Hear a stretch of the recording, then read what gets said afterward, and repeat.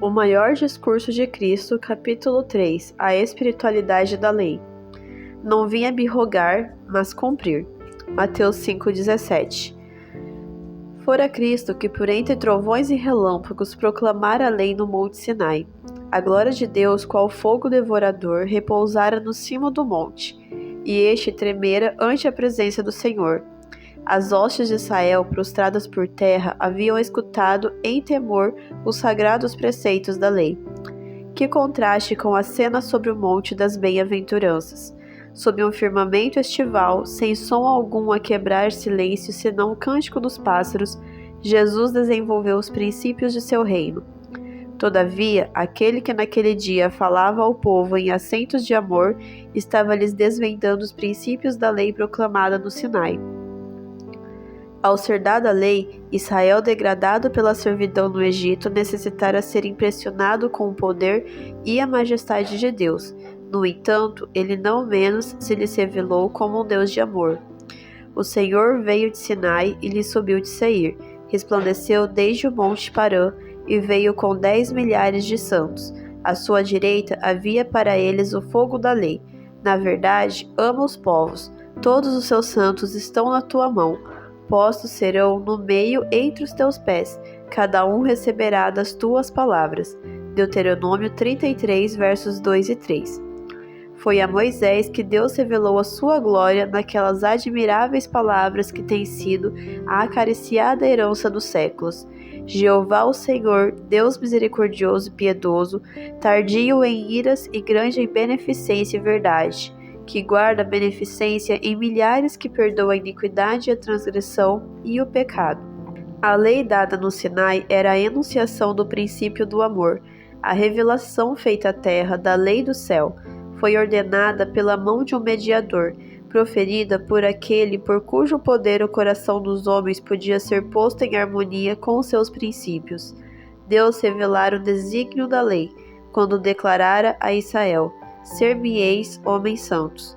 Mas Israel não percebera a natureza espiritual da lei, e com demasiada frequência sua professada obediência não passava de uma observância de formas e cerimônias, em vez de ser uma entrega do coração à soberania do amor.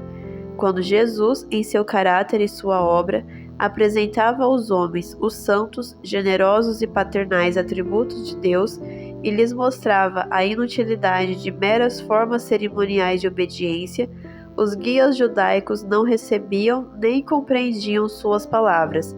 Achavam que ele se demorava muito ligeiramente nos reclamos da lei, e quando lhes expunha as próprias verdades, que constituíam a alma do serviço que lhes era divinamente indicado, eles, olhando apenas ao exterior, acusavam-no de buscar derribá-la.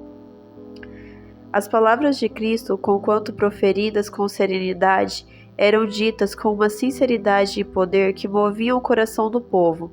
Em vão apuravam o ouvido à espera de uma repetição das mortas tradições e exações dos rabis. Eles se admiravam da sua doutrina, porquanto os ensinava como tendo autoridade e não como os escribas. Mateus 7, 29.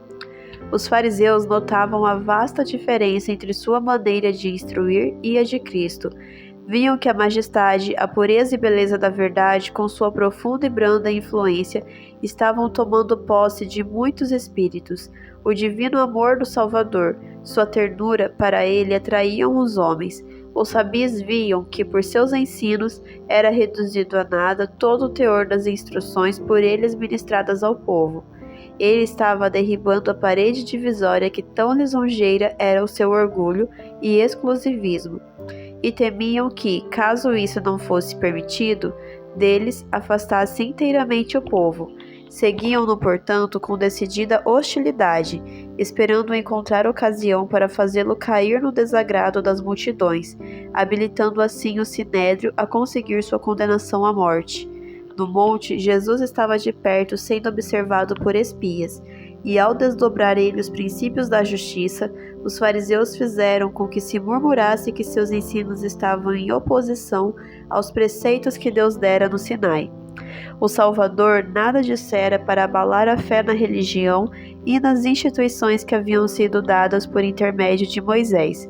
pois todo o raio de luz que o grande guia de Israel comunicara a seu povo fora recebido de Cristo, conquanto muitos digam em seu coração que ele viera para anular a lei, Jesus, com inequívoca linguagem, revela sua atitude para com os estatutos divinos. Não cuideis que vim destruir a lei e os profetas. É o Criador dos homens, o doador da lei, que declara não ser seu desígnio pôr às margens dos seus preceitos. Tudo na natureza, desde a minúscula partícula de pó no raio de sol até os montes nas alturas, encontra-se debaixo de leis. E da obediência a essas leis dependem a ordem e a harmonia do mundo natural. Assim, há grandes princípios de justiça a reger a vida de todo ser inteligente, e da conformidade com esses princípios depende o bem-estar do universo. Antes que a Terra fosse chamada à existência, já existia a lei de Deus. Os anjos são governados por seus princípios, e para que a Terra esteja em harmonia com o céu, também o homem deve obedecer aos divinos estatutos. No Éden, Cristo deu a conhecer ao homem os preceitos da lei, quando as estrelas da alva juntas alegremente cantavam e todos os filhos de Deus se jubilavam. Jó 38:7. A missão de Cristo na terra não era destruir a lei, mas por sua graça levar novamente o homem à obediência de seus preceitos. O discípulo amado que escutou as palavras de Jesus no monte, escrevendo muito depois, sob a inspiração do Espírito Santo, fala da lei como de uma perpétua obrigação. Diz ele que o pecado é o quebrantamento da lei, que todo aquele que comete pecado quebra também a lei. Ele torna claro que a lei a que se refere é o mandamento antigo, que desde o princípio tivestes. Ele fala da lei que existia na criação e foi reiterada no Monte Sinai. Falando da lei, Jesus disse: não vim abrogar, mas cumprir. Ele emprega aqui a palavra cumprir no mesmo sentido em que a usou quando declarou a João Batista seu desígnio de cumprir toda a justiça. Isto é, encher a medida do reclamo da lei, dar um exemplo de perfeita conformidade com a vontade de Deus. Sua missão era engrandecer a lei e a tornar ilustre. Ele devia mostrar a natureza espiritual da lei, apresentar seus princípios de vasto alcance e tornar clara sua eterna obrigatoriedade. A divina beleza de caráter de Cristo, de quem o mais nobre e mais suave entre os homens não é senão um pálido reflexo de quem Salomão, pelo espírito de inspiração, escreveu. Ele traz a bandeira entre 10.000. Sim, ele é totalmente desejável. De quem Davi, vendo em profética visão, disse: Tu é mais formoso do que os filhos dos homens. Jesus, a expressa imagem da pessoa do Pai, o resplendor de sua glória, o abnegado Redentor, através de sua peregrinação de amor na terra, foi uma viva representação do caráter da lei de Deus. Em sua vida se manifesta que o amor de origem celeste, os princípios cristãos, fundamenta as leis de retidão eterna. Até que o céu e a terra passem, disse Jesus, nem um jota ou um tio se omitirá da lei, sem que tudo seja cumprido. Por sua própria obediência à lei, Cristo testificou do caráter imutável da mesma e provou que, por meio de sua graça, ela podia ser perfeitamente obedecida por todo filha e filha de Adão. Ele declarou no monte que nem o pequenino jota seria omitido da lei até que tudo se cumprisse. Tudo quanto diz respeito à raça humana, tudo quanto se relaciona com o plano da redenção. Ele não ensina que a lei deva ser abrogada, mas fixa o olhar no mais remoto horizonte humano e assegura-nos de que até esse ponto seja atingido, a lei conservará sua autoridade, de modo que ninguém julgue que sua missão era abolir os preceitos da lei. Enquanto o céu e a terra durarem, os santos princípios da santa lei de Deus permanecerão. Sua justiça, como as grandes montanhas, continuará a fonte de bênção difundindo torrentes para refrigerar a terra. Visto a lei do Senhor ser perfeita e, portanto, imutável, é impossível aos homens pecadores satisfazer por si mesmos a norma de sua exigência. Foi por isso que Jesus veio como nosso Redentor. Era sua missão, mediante tornar os homens participantes da natureza divina, pô-los em harmonia com os princípios da lei celestial. Quando abandonamos nossos pecados e recebemos a Cristo como nosso Salvador, a lei é exaltada. Pergunta o apóstolo Paulo: anulamos, pois, a lei pela fé? De maneira nenhuma. Antes, estabelecemos a lei. Romanos 3:31. A promessa do novo concerto é: porei as minhas leis em seus corações e as escreverei em seus entendimentos. Hebreus 10:16. Conquanto o sistema de símbolos que apontava para Cristo como Cordeiro de Deus, que devia tirar o pecado do mundo, havia de passar com sua morte, os princípios de justiça contidos no Decálogo são tão imutáveis como o trono eterno. Nenhum mandamento foi anulado, nem um jota ou um tio foi mudado. Os princípios que foram dados a conhecer ao homem no paraíso como a grande lei da vida existirão imutáveis no paraíso restaurado. Quando o Éden volver a florir na terra, a lei divina do amor será obedecida por todos debaixo do sol. Para sempre, ó Senhor, a tua palavra permanece no céu. São fiéis todos os seus mandamentos, permanecem firmes para todo sempre, são feitos em verdade e retidão. Acerca dos teus testemunhos soube desde a antiguidade que tu os fundastes para sempre. Qualquer que violar um destes mais pequenos mandamentos e assim ensinar aos homens será chamado menor no reino dos céus. Mateus 5,19. Isto é, não terá lugar ali, pois aquele que voluntariamente violar um mandamento não observa em espírito e verdade a nenhum deles. Qualquer que guardar toda a lei e tropeçar em um só ponto, tornou-se culpado de todos. Tiago 2,10. Não é a grandeza do ato de desobediência que constitui o pecado, mas a discordância com a vontade expressa de Deus no mínimo particular, pois isto mostra que ainda existe comunhão entre a alma e o pecado. O coração está dividido em seu serviço. Há uma virtual negação de Deus, uma rebelião contra as leis de seu governo. Fossem os homens livres para se apartar das reivindicações do Senhor e estabelecer uma norma de dever para si mesmos, e haveria uma variação de normas para se adaptarem aos vários espíritos, e o governo seria tirado das mãos de Deus. A vontade do homem se tornaria suprema, e o alto e santo querer de Deus, seu desígnio de amor para com suas criaturas, seria desonrado, desrespeitado. Sempre que os homens preferem seus próprios caminhos, põem-se em conflito com Deus. Eles não terão lugar no reino do céu, pois se encontram em guerra com os próprios princípios do mesmo. Desconsiderando a vontade de Deus, estão se colocando ao lado de Satanás, o inimigo do homem. Não por uma palavra, nem muitas palavras, mas por toda a palavra que sai da boca de Deus viverá o homem. Não podemos desatender uma palavra, por mais insignificante que nos pareça, e estar seguros. Não há um mandamento da lei que não se destine ao bem e à felicidade do homem, tanto nesta vida como na futura. Na obediência à lei de Deus, o homem se acha circundado como por um muro, e protegido do mal. Aquele que em um só ponto, que seja, derriba esta barreira divinamente erigida, destruiu-lhe o poder para o guardar, pois abriu um caminho pelo qual o inimigo pode entrar para estragar e arruinar. Arriscando-se a desprezar a vontade de Deus em um ponto, abriram nossos primeiros pais as comportas da miséria sobre o mundo, e todo indivíduo que segue o seu exemplo ceifará idênticos resultados. O amor de Deus fundamenta cada preceito de sua lei, e aquele que se afasta do mandamento está operando sua própria infelicidade e ruína. Se a vossa justiça não exceder a dos escribas e fariseus, de modo nenhum entrareis no reino dos céus. Mateus 5,20. Os escribas e fariseus tinham acusado não somente Cristo, mas também seus discípulos por sua desconsideração para com os ritos e observâncias rabínicos. Muitas vezes tinham sido os discípulos deixados perplexos e perturbados pela censura e a acusação daqueles a quem tinham sido habituados a reverenciar como mestres religiosos. Jesus revelou um engano, declarou que a justiça a que os fariseus davam tão grande valor nada valia. A nação judaica pretendia ser o povo peculiar, leal, favorecido por Deus, mas Cristo apresentava sua religião como vazia de salvadora fé. Todas as suas pretensões de piedade, suas invenções e cerimônias humanas, e mesmo o cumprimento das exigências exteriores da lei, não os podiam tornar santos. Não eram puros de coração ou nobres e semelhantes a Cristo no caráter. Uma religião legal é insuficiente para pôr a alma em harmonia com Deus.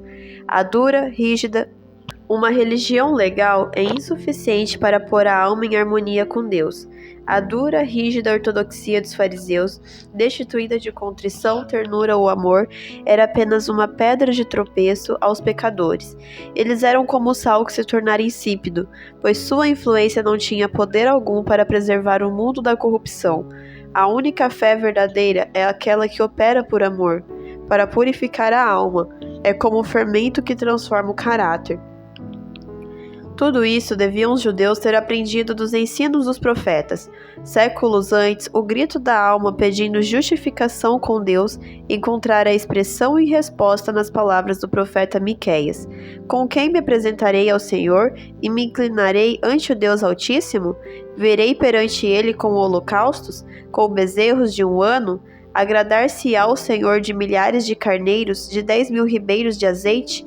Ele te declarou: ó homem, o que é bom e que é que o Senhor pede de ti, senão que pratiques a justiça e ames a beneficência e andes humildemente com o teu Deus?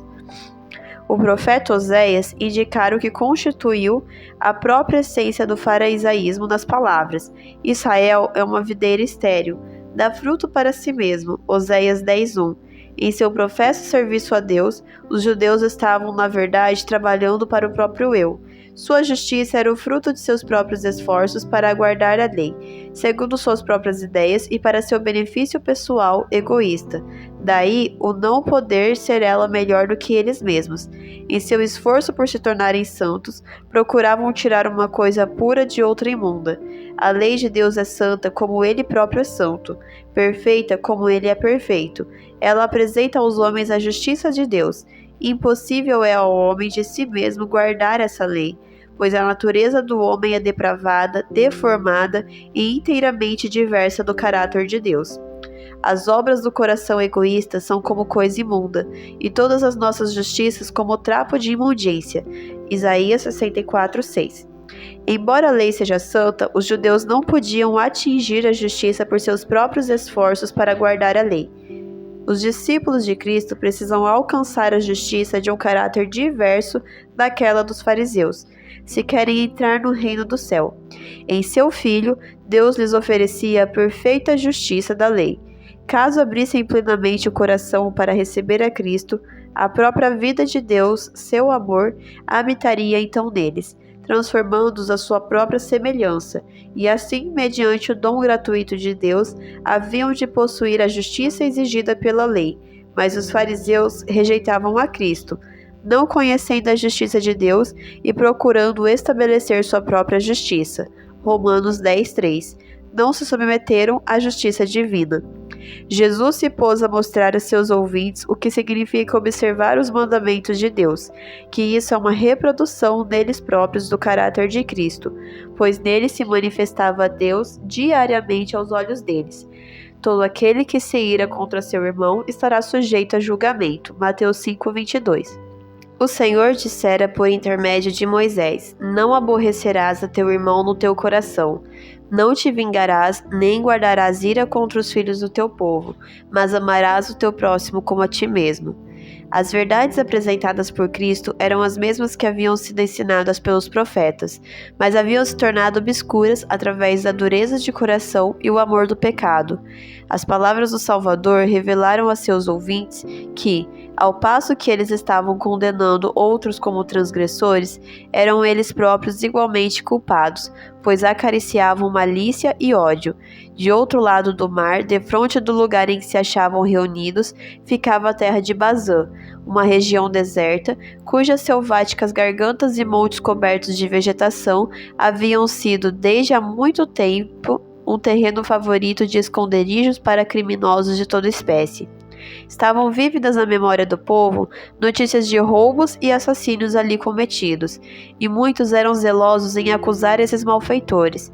Ao mesmo tempo, eles próprios eram apaixonados e contenciosos, nutriam mais acerbo ódio contra seus opressores romanos, e sentiam-se em liberdade de odiar e desprezar todos os outros povos, e mesmo seus próprios patrícios que não concordavam em tudo com as suas ideias. Em tudo isto, violavam eles a lei que declara: não matarás. O espírito de ódio e de vingança originou-se com Satanás, e isto levou a fazer matar o Filho de Deus. Quem quer que acaricie a malícia ou a falta de bondade está nutrindo o mesmo espírito e seus frutos são para a morte. No pensamento de vingança jaz encoberta a má ação. Da mesma maneira que a árvore está na semente, todo aquele que odeia seu irmão é assassino. Ora, vós sabeis que todo assassino não tem a vida eterna permanente em si. 1 João 3,15. Qualquer que disser a seu irmão, raca, indivíduo vão, estará sujeito ao julgamento no sinédrio. No dom de seu Filho para nossa redenção, Deus mostrou quão alto valor dá ele a toda a alma humana, e não dá direito a homem algum de falar desprezivelmente de outro. Veremos faltas e fraquezas nos que nos rodeiam, mas Deus reclama toda a alma como sua propriedade, sua pela criação e duplamente sua como comprada com o precioso sangue de Cristo. Todos foram criados à sua imagem, e mesmo os mais degradados devem ser tratados com respeito e ternura. Deus nos considerará responsáveis, mesmo por uma palavra proferida em desprezo a respeito de uma alma por quem Cristo depôs a vida. Porque quem te diferença? E quem tens tu que não tenhas recebido? E se o recebeste, por que te glorias como se não houveras recebido? Quem és tu que julgas o servo alheio? Para seu próprio Senhor ele está em pé ou cai? 1 Coríntios 4,7 e Romanos 14,4.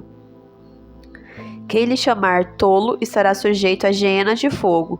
No Velho Testamento, a palavra aí traduzida por tolo é usada para designar um apóstata ou uma pessoa que se entregou à impiedade. Jesus diz que quem quer que condene seu irmão como apóstata ou desprezador de Deus, mostra ser ele mesmo digno da mesma condenação. O próprio Cristo, quando contendia com Satanás acerca do corpo de Moisés, não ousou pronunciar juízo de maldição contra ele. Judas 9. Houvesse ele feito isso, ter-se-ia colocado no terreno de Satanás, pois a acusação é a arma do maligno. Ele é chamado na Escritura o acusador de nossos irmãos. Apocalipse 12:10. Jesus não empregaria nenhuma das armas de Satanás. Ele o enfrentou com as palavras: o Senhor te repreenda. Judas 9. Seu exemplo nos é dado a nós. Quando somos postos em conflito com os inimigos de Cristo, nada devemos dizer em um espírito de represália ou que tenha sequer a aparência de um juízo de maldição. Aquele que ocupa o lugar de porta-voz de Deus não deve proferir palavras que nem a majestade do céu empregaria quando contendendo com Satanás. Devemos deixar com Deus a obra de julgar e condenar. Vai reconciliar-te primeiro com teu irmão. Mateus 5:24. O amor de Deus é qualquer coisa mais que simples negação. É um princípio positivo e ativo, uma fonte viva, manando sempre para beneficiar os outros. Se o amor de Cristo habita em nós, não somente não nutriremos nenhum ódio contra nossos semelhantes, mas buscaremos por todos os modos manifestar-lhes amor. Jesus disse: se trouxeres a tua oferta ao altar, e aí te lembrares de que teu irmão tem alguma coisa contra ti, deixa ali diante do altar a tua oferta, e vai reconciliar-te primeiro com teu irmão, e depois vem e apresenta a tua oferta. A oferta sacrificial exprimia a fé em que, mediante Cristo, o ofertante se havia tornado participante da misericórdia e do amor de Deus. Mas que uma pessoa exprimisse fé no amor perdoador de Deus, enquanto, por sua vez, condescendia com o espírito de desamor, seria simplesmente uma farsa. Quando uma pessoa que professa servir a Deus ofende ou injuria a um irmão, representa mau caráter de Deus diante daquele irmão, e a fim de estar em harmonia com Deus, a ofensa deve ser confessada. Ele deve reconhecer que isto é pecado. Talvez nossos irmãos não tenham feito maior agravo do que nós a ele, mas isto não diminui a nossa responsabilidade. Se ao chegarmos à presença de Deus, nos lembramos de que outro tem qualquer coisa contra nós, cumpre-nos deixar a nossa oferta de oração ou de ações de graças, ou a oferta voluntária, e ir ter com o irmão com quem estamos em desinteligência, confessando em humildade nosso próprio pecado e pedindo para ser perdoado. Se de alguma maneira prejudicamos ou causamos dano ao nosso irmão, devemos fazer restituição. Se sem saber, demos a seu respeito falso testemunho, se lhe desfiguramos as palavras, se por qualquer maneira lhe prejudicamos a influência, devemos ir ter com as pessoas com quem conversamos a seu respeito e retirar todas as nossas errôneas e ofensivas informações. Se as dificuldades existentes entre irmãos não fossem expostas a outros, mas francamente tratadas entre eles mesmos, no espírito do amor cristão, quanto mal seria evitado, quantas raízes de amargura pelas quais muitos são contaminados seriam destruídas, e quão íntima e eternamente poderiam os seguidores de Cristo ser unidos em seu amor. Qualquer que atentar numa mulher para cobiçar, já em seu coração cometeu adultério com ela. Mateus 5:28. Os judeus orgulhavam de sua moralidade e olhavam com horror as práticas sensuais dos pagãos. A presença dos oficiais romanos que o governo imperial trouxera à Palestina era um contínuo escândalo para o povo. Com esses estrangeiros vieram uma inundação de costumes pagãos, concupiscência e desregramento. Em Cafarnaum, os oficiais romanos, com suas alegres amantes, frequentavam os logradouros públicos e os passeios, e muitas vezes os sons da orgia quebravam o silêncio do lago, ao singrarem as águas tranquilas seus barcos de prazer. O povo esperava ouvir de Jesus uma severa acusação a essa classe, mas qual não foi seu espanto ao escutarem palavras que ponham a descoberto o mal de seus próprios corações? Quando o pensamento do mal é amado e nutrido, embora secretamente, disse Jesus, isso mostra que o pecado ainda reina no coração, a alma ainda se acha em fel de amargura e em laço de iniquidade. Aquele que encontra prazer em demorar-se e em cenas de impureza, que condescende com o mau pensamento, com o olhar concupiscente, pode ver no pecado aberto com seu fardo de vergonha e esmagador desgosto. A verdadeira natureza do mal, por ele escondido nas câmaras da alma, o período de tentação sob a qual talvez uma pessoa caia em um pecado ofensivo, não cria o mal revelado, mas apenas desenvolve ou torna manifesto aquilo que estava oculto e latente no coração. Um homem é tal quais são os seus pensamentos, porque de seu coração procedem as saídas da vida. Provérbios 23, versos 7 e 4, verso 23. Se a tua mão direita te escandalizar, corta e tira para longe de ti. Mateus 5:30. A fim de impedir que a doença se alastre ao corpo e destrua a vida, um homem se submeteria mesmo a separar-se de sua mão direita. Muito mais deve ele estar pronto a entregar aquilo que põe em risco a vida da alma. Mediante o Evangelho, almas degradadas e escravizadas por Satanás devem ser redimidas para partilhar da gloriosa liberdade dos filhos de Deus. O desígnio divino não é meramente livrar do sofrimento inevitável resultante do pecado, mas salvar do próprio pecado. A alma corrompida e deformada tem de ser purificada, transformada, a fim de poder ser revestida da graça do Senhor nosso Deus, conforme a imagem de seu Filho. As coisas que o olho não viu e o ouvido não ouviu e não subiram ao coração do homem, são as que Deus preparou para os que o amam. Salmos 90:17, Romanos 8:29 e 1 Coríntios 2:9. Unicamente a eternidade pode revelar o glorioso destino a que o homem, restaurado à imagem de Deus, pode atingir. Para podermos alcançar esse elevado ideal, o que leva a alma a tropeçar precisa ser sacrificado. É mediante a vontade que o pecado retém seu domínio sobre nós. A entrega da vontade é representada como arrancar o olho ou cortar a mão. Afigura-se-nos muitas vezes que sujeitar a vontade a Deus é o mesmo que consentir em atravessar a vida mutilado ou aleijado. É melhor, porém, diz Cristo, que o eu seja mutilado, ferido, aleijado, contanto que possais entrar na vida. Aquilo que considerais um desastre é a porta para mais um elevado bem. Deus é a fonte da vida, e só podemos ter vida ao nos acharmos em comunhão com Ele. Separados de Deus, a existência nos pertencerá por um pouco de tempo, mas não possuímos a vida. A que vive em deleites, vivendo está morta. 1 Timóteo 5:6. Unicamente por meio da entrega de nossa vontade a Deus, é-lhe possível comunicar-nos vida. Só mediante o receber sua vida pela entrega do próprio eu, é possível, disse Jesus, serem vencidos aqueles pecados ocultos que mencionei. É possível que os sepulteis em vosso coração e os oculteis dos olhos humanos. Mas como subsistireis na presença de Deus? Se vos apegais ao eu, recusando entregar a Deus a vossa vontade, estáis preferindo a morte. Para o pecado, seja onde for que ele se encontre, Deus é um fogo consumidor. Se preferis o pecado e vos recusais a abandoná-lo, a presença de Deus que consome o pecado tem de consumir-vos. Exigirá um sacrifício entregar-se a Deus. É, porém, o sacrifício do inferior pelo mais elevado, do terreno pelo espiritual, do perecível pelo eterno. Não é o desígnio de Deus que nossa vontade seja destruída, pois é unicamente mediante o exercício da mesma que nos é possível efetuar aquilo que Ele quer que façamos.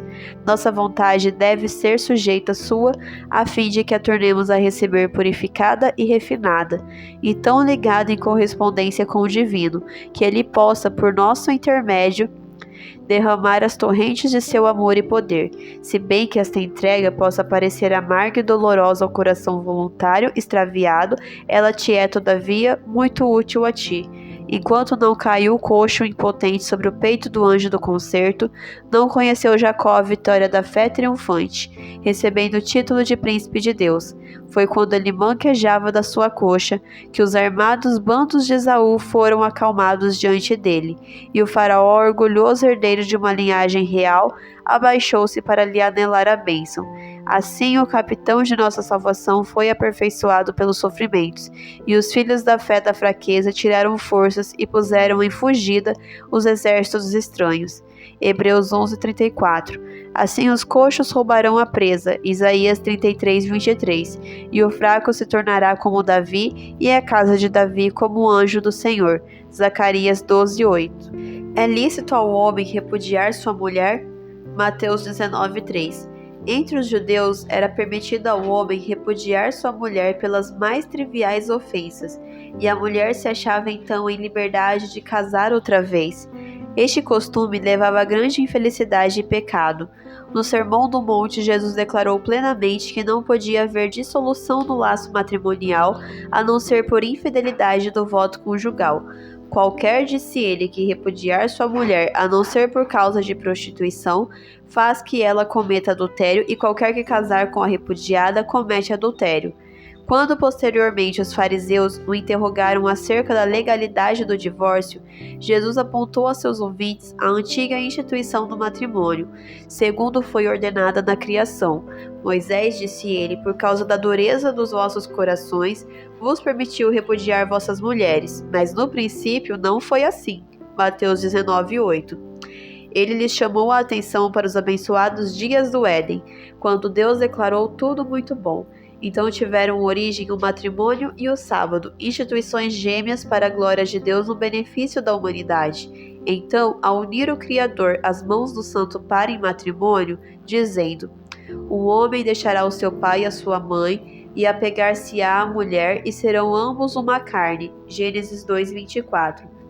Enunciou a lei do matrimônio para todos os filhos de Adão, até ao fim do tempo, aquilo que o próprio Pai Eterno declarou bom. Era a lei da mais elevada bênção e desenvolvimento para o homem. Como todas as outras boas dádivas de Deus, concedidas para a conservação da humanidade, o casamento foi pervertido pelo pecado, mas é o desígnio do Evangelho restituir-lhe a pureza e a beleza. Tanto no Velho como no Novo Testamento, a relação matrimonial é empregada para representar a terna e sagrada união existente entre Cristo e seu povo, os remidos a quem ele comprou a preço do Calvário. Não temas, diz ele, porque o teu Criador é o teu marido, o Senhor dos Exércitos é o seu nome, e o Santo de Israel é o teu Redentor. Convertei-vos, ó filhos rebeldes, diz o Senhor, porque eu vos desposarei. No Cântico dos Cânticos ouvimos a voz da esposa dizendo: o meu amado é meu e eu sou dele, e aquele que é para ela, o primeiro entre 10.000, fala a sua escolhida. Tu és toda formosa, amada minha, e em ti não há mancha. Posteriormente, Paulo, o apóstolo, escrevendo aos cristãos efésios, declara que o Senhor constituiu o marido à cabeça da mulher para lhe ser protetor, o elo que liga os membros da família, da mesma maneira que Cristo é a cabeça da igreja e o salvador do corpo místico. Portanto, ele diz: assim como a igreja está sujeita a Cristo, assim também as mulheres sejam em tudo sujeitas a seus maridos. Vós, maridos, amai vossas mulheres, como também Cristo amou a igreja, e assim mesmo se entregou por ela, para a santificar, purificando-a com a lavagem da água pela palavra, para apresentar a si mesmo a igreja gloriosa, sem mácula nem ruga nem coisa semelhante, mas santa e irrepreensível. Assim devem os maridos amar as suas próprias mulheres. Efésios 5, versos 24 a 28.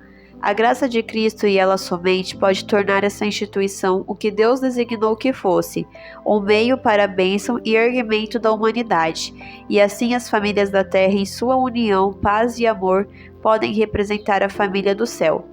Hoje, como nos dias de Cristo, a condição da sociedade apresenta triste comentário do ideal celeste dessa sagrada relação. No entanto, mesmo para os que depararam com a armadura e desengano quando haviam esperado companheirismo e alegria, o Evangelho de Cristo oferece um consolo. A paciência e a gentileza que seu espírito pode comunicar suavizará a condição de amargura. O coração em que Cristo habitar estará repleto, tão satisfeito com seu amor, que se não consumirá no desejo de atrair simpatia e atenção para si próprio. E pela entrega da alma a Deus, sua sabedoria pode realizar o que a sabedoria humana deixa de fazer. Por meio da revelação de sua graça, os corações que uma vez estiveram indiferentes ou desafeiçoados podem ser unidos em laços mais firmes e mais duradouros que os da terra, os áureos laços do amor que suportará o cadinho da provação. De maneira nenhuma jureis. Mateus 5:34.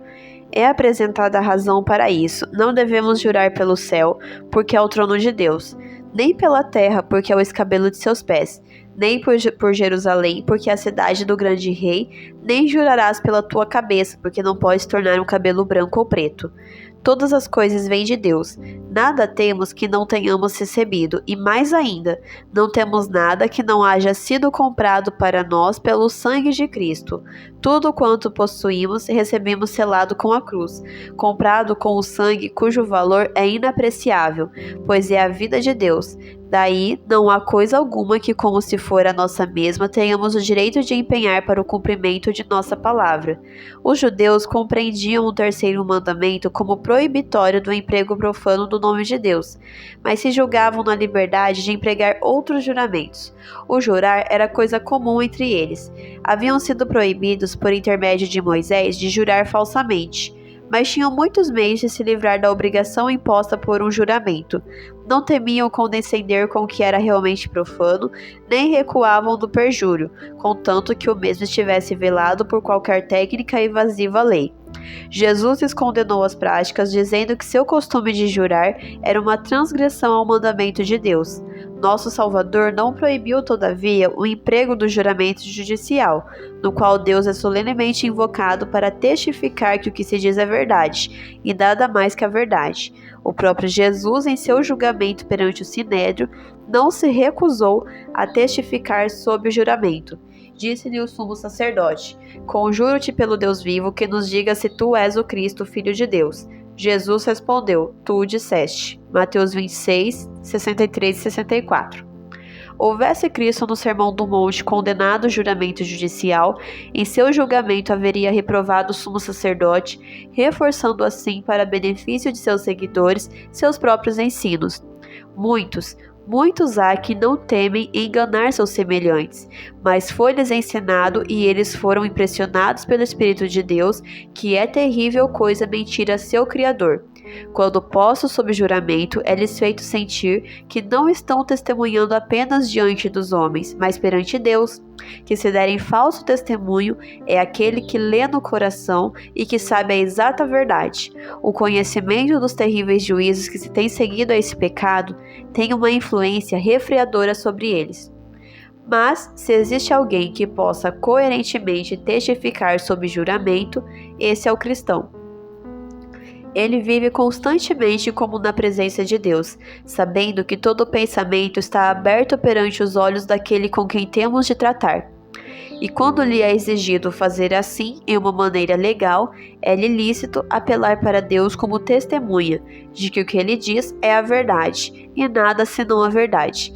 Jesus estabeleceu então um princípio que tornaria desnecessário o juramento. Disse que a exata verdade deve ser a lei da linguagem. Seja, porém, o vosso falar sim, sim, não, não, porque o que passa disto é de procedência maligna. Estas palavras condenam todas aquelas frases sem sentido e palavras expletivas que beiram a profanidade. Condenam os enganosos cumprimentos, a evasiva da verdade, as frases lisonjeiras, os exageros, as falsidades no comércio, coisas comuns na sociedade e no comércio do mundo. Elas ensinam que ninguém que busque parecer o que não é, ou cujas palavras não exprimam o sentimento real do coração, pode ser chamado verdadeiro. Caso fossem ouvidas essas palavras de Cristo, elas impediriam a enunciação de ruins suspeitas e crítica malévola, pois, comentando as ações e os motivos de outro, quem pode estar certo de que o que diz é a justa verdade? Quantas vezes o orgulho, a paixão, o ressentimento pessoal dão cores à impressão transmitida. Um olhar, uma palavra, a própria entonação da voz podem estar cheios de mentira. Mesmo os fatos podem ser declarados de modo a dar uma falsa impressão, e o que passa da verdade é de procedência maligna. Tudo quanto os cristãos fazem deve ser tão transparente como a luz do sol. A verdade é de Deus, o engano em todas as suas múltiplas formas é de Satanás, e quem quer que de alguma maneira se desvia da reta linha da verdade está se entregando ao poder do maligno. Não é, todavia, coisa leve ou fácil falar a exata verdade, e quantas vezes opiniões preconcebidas, peculiares disposições mentais, imperfeito conhecimento, erros de juízo impedem uma justa compreensão das questões com que temos de lidar. Não podemos falar a verdade a menos que nossa mente seja continuamente dirigida por aquele que é a verdade. Cristo nos recomenda, por intermédio do apóstolo Paulo, a vossa conversa seja sempre com graça. Não saia da vossa boca nenhuma palavra torpe, mas só a que for boa para promover a edificação, para que dê graça aos que a ouvem. À luz dessas passagens, as palavras de Cristo no monte condenam as galhofas, as futilidades, as conversas impuras. Exigem que nossa palavra sejam não somente verdadeiras, mas puras. Aqueles que têm aprendido de Cristo não terão comunicação com as obras infrutuosas das trevas. Efésios 5:11. Na linguagem como na vida, serão simples, retos e verdadeiros, pois estão se preparando para a companhia daqueles santos em cuja boca não se achou engano. Apocalipse 14:5. Não resistais ao homem mau, mas a qualquer que te dá na face direita, volta-lhe também a outra. Mateus 5:39. Surgiam constantemente ocasiões de irritação para os judeus em razão de seu contato com a soldadesca romana. Destacamentos de tropas achavam-se estacionados em vários pontos através da Judéia e da Galiléia, e sua presença lembrava aos judeus a própria degradação como um povo. Com amargura, ouviam eles o alto soar da trombeta e viam as tropas formando em torno das bandeiras romanas, curvando-se em homenagem ante este símbolo de poder. Frequentes eram os choques entre o povo e os soldados, choques que acendiam o ódio popular. Muitas vezes, quando algum oficial romano ia apressado de um lugar para outro, acompanhado de sua guarda, lançava a mão dos camponeses judeus que trabalhavam no campo, forçando-os a carregar fardos montanhas acima ou a prestar outro qualquer serviço de que necessitassem. Isso estava em harmonia com a lei e o costume romanos, e a resistência a exigências desta ordem apenas daria lugar a sarcasmos e crueldades. Dia a dia se aprofundava no coração do povo o anseio de sacudir o jugo romano. Especialmente entre os ousados galileus de rijos pulsos, era predominante o espírito de insurreição. Como cidade fronteiriça, era Cafarnaum sede de uma guarnição, e mesmo enquanto Jesus estava ensinando, a vista de um grupo de soldados evocou a seus ouvidos a amarga lembrança da humilhação de Israel. O povo olhava ansiosamente para Cristo, esperando que fosse ele aquele que houvesse de humilhar o orgulho romano. Foi com tristeza que Jesus contemplou as faces voltadas para ele. Observava o espírito de vingança que estampara seus maus traços sobre eles, conhecendo quão veementemente ansiava o povo o poder a fim de esmagar seus opressores. Com tristeza ele lhes ordena: não resistais ao mal, mas se qualquer te bater na face direita, oferece-lhe também a outra. Essas palavras não eram senão uma reiteração do ensino do Velho Testamento. É verdade que a regra olho por olho, dente por dente, Levítico 24:20, era uma providência nas leis dadas por intermédio de Moisés. Era, porém, um estatuto civil. ninguém seria justificado em se vingar a si mesmo, pois tinham as palavras do Senhor: não digas, vingar-me-ei, não digas, como ele me fez a mim, assim lhe farei a ele. Quando cair o teu inimigo, não te alegres. Se o que te aborrece tiver fome, dá-lhe pão para comer, e se tiver sede, dá-lhe água para beber. Toda a vida terrestre de Jesus foi uma manifestação deste princípio. Foi para trazer o pão da vida a seus inimigos que nosso Salvador deixou seu lar no céu. Se bem que se amontoassem sobre ele calúnias e perseguições desde o berço até a sepultura, estas não lhe provocaram senão expressões de um amor que perdoa. Por intermédio do profeta Isaías, ele diz: as minhas costas dou aos que me ferem, e as minhas faces aos que me arrancam os cabelos. Não escondo a minha face dos que me afrontam e me cospem. Ele foi oprimido, mas não abriu a sua boca. E através dos séculos, chega-nos da cruz do Calvário sua oração, pelos que lhe davam a morte e a mensagem de esperança ao ladrão moribundo. A presença do Pai circundou a Cristo, e nada lhe sobreveio sem que o infinito amor permitisse para a bênção do mundo. Aí estava a sua fonte de conforto, e ela existe para nós. Aquele que estiver impregnado do Espírito de Cristo habita em Cristo. O golpe que lhe é dirigido cai sobre o Salvador, que o circunda com sua presença. O que quer que lhe aconteça vem de Cristo. Não precisa resistir ao mal, porque Cristo é sua defesa. Nada lhe pode tocar, a não ser pela permissão de nosso Senhor. E todas as coisas que são permitidas contribuem juntamente para o bem daqueles que amam a Deus. Romanos 8:28. Ao que quiser pleitear contigo e tirar-te o vestido, túnica, larga-lhe também a capa, manto, e se alguém te obrigar a caminhar 1 milha, vai com ele 2. Jesus ordenou a seus discípulos que, em vez de resistir às exigências do que se acham em autoridade, fizessem ainda mais o que lhes era exigido, e, o quanto possível, se desempenhassem de qualquer obrigação, mesmo que fossem além do que exigia a lei da terra. A lei, segundo fora dada por Moisés, recomendava uma muito terna consideração para com o pobre. Quando um homem pobre dava sua roupa em penhor ou em garantia por uma dívida, não era permitido ao credor entrar-lhe em casa a fim de a ir buscar. Devia esperar na rua para que o penhor lhe fosse levado. E fossem quais fossem as circunstâncias, o penhor devia ser restituído a seu dono ao pôr do sol. Deuteronômio 24:10-13. No tempo de Cristo, essas misericordiosas providências eram pouco atendidas, mas Jesus ensinou seus discípulos a se submeterem à decisão do tribunal, mesmo que esta exigisse além do que autorizava a lei de Moisés. Ainda que requeresse uma parte de seu vestuário, deviam submeter-se, mas ainda deviam dar ao credor o que lhe era devido, se necessário entregando mesmo mais do que o tribunal autorizava tomar. Ao que quiser pleitear contigo, disse ele, e tirar-te o vestido, larga-lhe também a capa, e se os mensageiros vos exigirem que andeis com eles 1 milha, ide com eles 2. Jesus acrescentou: dá o que te pedir e não te desvies daquele que quiser que lhe emprestes. A mesma lição fora ensinada por intermédio de Moisés. Não endurecerás o teu coração, nem fecharás a tua mão ao teu irmão que for pobre. Antes lhe abrirás de toda a tua mão, e livremente lhe emprestarás o que lhe falta, quanto lhe baste para a sua necessidade.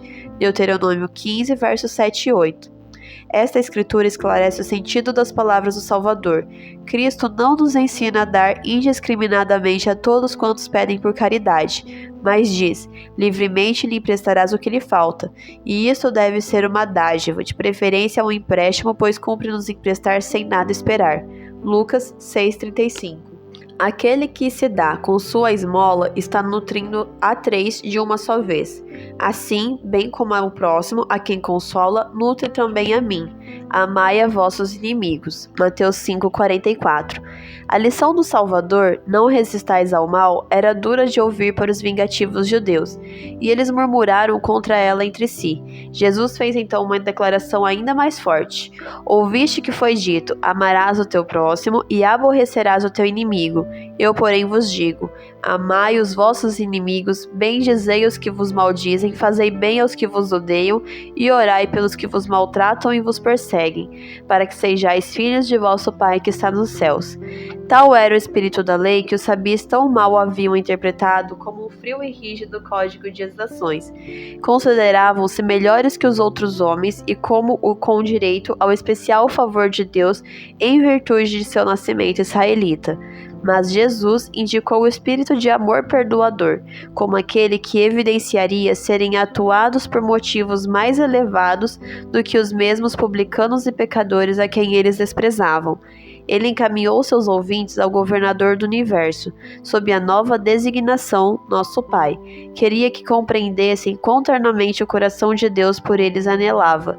Ensinou que Deus cuida de toda alma perdida, que como um pai se compadece de seus filhos, assim o Senhor se compadece daqueles que o temem. Salmos 103, verso 13. Tal concepção de Deus não foi jamais dada ao mundo por qualquer religião senão a da Bíblia. O paganismo ensina os homens a olharem para o Ser Supremo como objeto de temor em vez de amor. Uma divindade maligna a ser apaziguada por sacrifícios e não um pai derramando sobre seus filhos o dom do seu amor.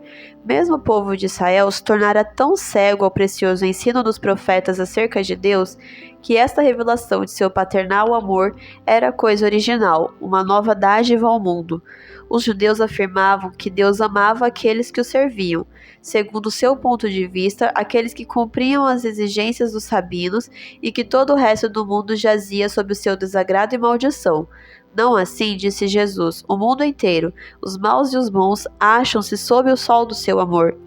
Esta verdade devíeis ter aprendido da própria natureza, pois Deus faz que o seu sol se levante sobre maus e bons, e a chuva desça sobre justos e injustos. Não é em virtude de um poder inerente que a terra produz ano após ano sua abundância, e continua em seu giro ao redor do sol. A mão de Deus guia os planetas e os conserva em posição em sua bem ordenada marcha através dos céus.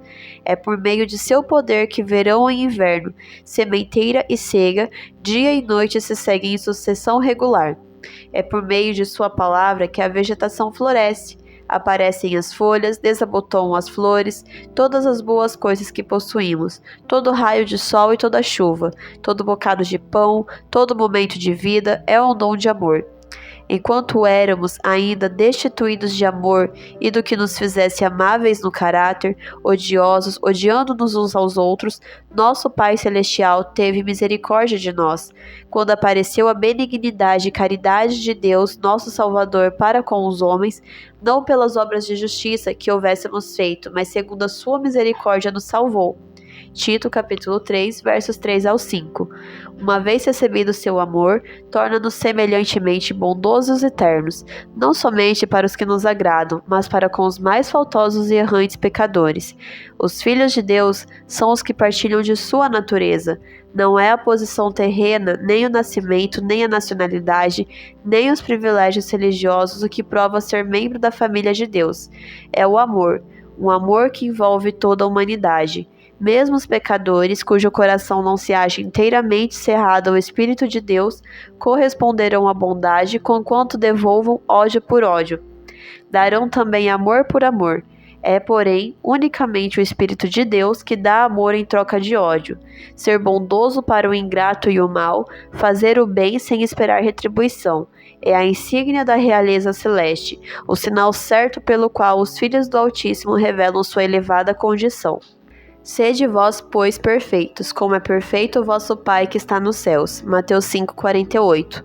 A palavra, pois, implica em uma conclusão, uma dedução do que foi dito antes. Jesus estivera descrevendo a seus ouvintes a infalível misericórdia e amor de Deus, e manda-lhes, portanto, que sejam perfeitos, pois que vosso Pai Celeste é benigno até para com os ingratos e maus. Lucas 6,35. Pois que se abaixou para vos erguer, portanto disse Jesus, podeis tornar-vos semelhantes a ele no caráter e apresentar-vos irrepreensíveis diante dos homens e dos anjos. As condições da vida eterna sob a graça são exatamente as mesmas que eram no Éden.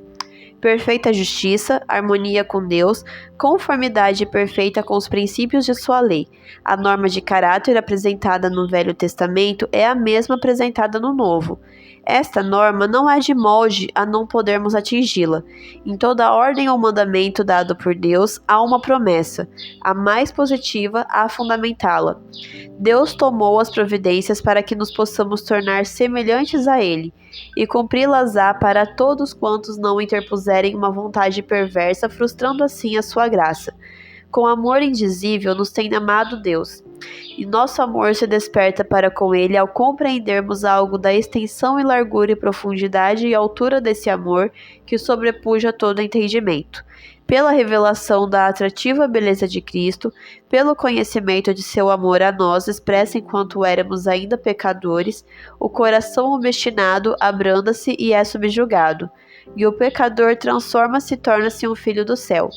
Deus não emprega medidas compulsórias. O amor é o meio que ele usa para expelir o pecado do coração. Por meio dele, muda o orgulho em humildade, a inimizade e incredulidade em amor e fé. Os judeus haviam estado labutando penosamente a fim de atingir a perfeição mediante seus próprios esforços, e tinham fracassado. Cristo já lhes dissera que sua justiça jamais poderia entrar no reino do céu. Agora, ele lhes indica o caráter da justiça que devem possuir todos quantos entram no céu. Em todo o Sermão do Monte, descreve os frutos desse reino, e agora, em uma sentença, aponta-lhe a origem e a natureza. Sede perfeitos como Deus é perfeito. A lei não passa de uma imagem do caráter de Deus. Contemplai em vosso Pai Celestial uma manifestação perfeita dos princípios que são o fundamento de seu governo. Deus é amor, quais raios de luz vindos do sol. O amor e a luz e a alegria manam dele para todas as suas criaturas. Dar é sua natureza, sua vida mesma é o fluir de um desinteressado amor. Sua glória é dos filhos da felicidade, sua alegria está nessa paternidade. Ele nos diz que sejamos perfeitos como ele o é. Da mesma maneira, cumpre-nos ser centros de luz e bênção para o nosso pequeno círculo, da mesma maneira que ele o é para o universo. Nada temos de nós mesmos, mas a luz de seu amor resplandece sobre nós, e devemos refletir-lhe o fulgor. Bons na bondade que ele nos empresta, podemos ser perfeitos em nossa esfera, da mesma maneira que Deus é perfeito na sua. Jesus disse: sede perfeitos como é perfeito o vosso Pai. Se sois filhos de Deus, sois participantes de sua natureza, e não podeis deixar de ser semelhantes a ele. Todo filho vive pela vida de seu pai. Se sois filhos de Deus, gerados por seu Espírito, viveis pela vida de Deus em Cristo, habita corporalmente toda a plenitude da divindade, e a vida de Cristo se manifesta em a nossa carne mortal. Essa vida em vós produzirá o mesmo caráter e manifestará as mesmas obras que nele produziu. Assim estareis em harmonia com todo o preceito de sua lei, pois a lei do Senhor é perfeita e refrigera a alma. Mediante o amor, a justiça da lei será cumprida em nós, que não andamos segundo a carne, mas segundo o Espírito. Romanos 8:4.